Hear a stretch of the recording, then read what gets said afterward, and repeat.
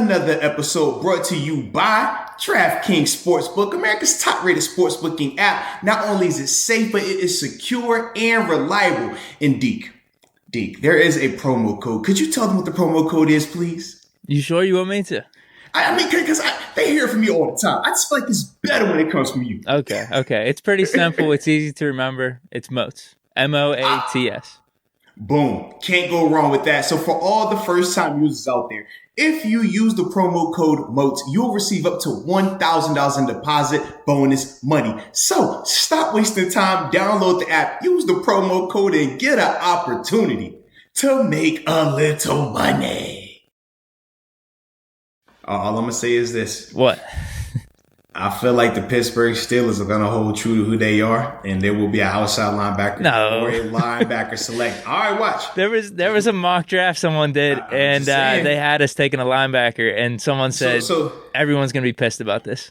Just think about this. Right now, who are your outside linebackers? T.J. Watt, Alex Highsmith, Tazar Skipper. That's it. Bud Dupree, he's going to be hitting the market, right? Was it Ola Daney hitting the market? So right now you don't have a lot at outside linebacker. Let's do that in the third round, though. I'm just saying they could look to do that, right? Because obviously we definitely saw how TJ Watt's productivity drastically declined as well once Bud went down. So depending on how they feel about Highsmith for a third round pick, that could change how we look at this defense. We definitely saw the lack of pressure that they got as the season went on after Bud Dupree went down. So that's one part of it.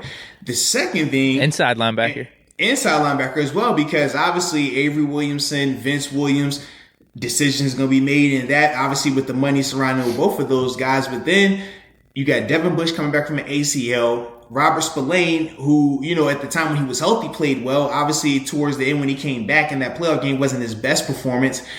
But you don't have a lot of depth and pedigree inside either. So that's why, to me, I'm like, I don't think linebacker, inside or outside, is out of play in those first 2 to 3 rounds either.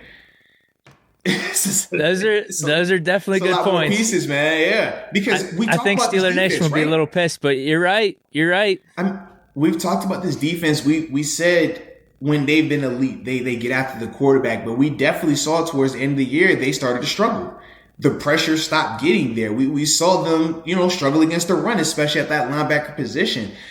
So to me, I just, in knowing this is a team, they constantly draft linebackers. We talked about this team, man. They will draft a linebacker now. They be over here, hey man, death tax and still taking linebackers in the first 2 rounds. Like, this is what they do. So that's why for me, I'm just like, how many have we had? How many we've Bud, Shazier, Bush, Shea, Jarvis, TJ, Jarvis. TJ, that's 5 right there.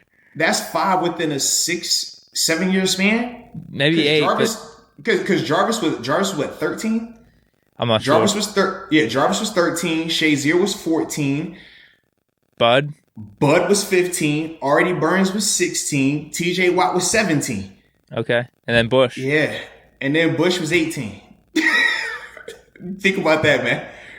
So when I tell you that's 6 years, 5 linebackers during that span. First round linebackers on top of that. That's a lot, bro. That's all I'm saying. I do think defense was a little more of a need, though, at that point. No?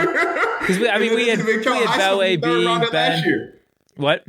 And then Highsmith was the 3rd rounder last year. So you can see they constantly are taking linebackers, man. That's why for me, I'm just even outside of linebacker, to your point of just, hey, we're going to pick whatever guy we want. We don't really care what any of these other people's draft boards say. Claypool last year. I don't think receiver was like the most pressing need, but it was up there. I don't think it was really that expected. Well, and they said a similar thing when Cam Hayward was drafted. They said they had Cam slated so much higher to go that even though they didn't necessarily need a D tackle, D lineman type, because he was on the board when they were selecting so late in the first round, that they were like, yeah, we're going to take this guy. So that could be a scenario as well where, man, if one of these guys, a guy that they have rated in the top 10 is sitting there at 24, and they're like, all right, we're going to get this guy. So that's why I'm just like, all right, I think it could be in play too. So am I off on that?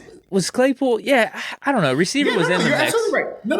No. for a fact, receivers. We were talking like Jonathan Taylor and running backs. Yeah, it was more so people because we were all upset about J.K. Dobbins. Remember, we didn't draft him. It was, oh man, J.K. So that's what we all thought. So yeah, without a doubt, man. If they have a guy that they have rated higher and he's available, they will do that. They're not one of those teams that are, handicapped to a position.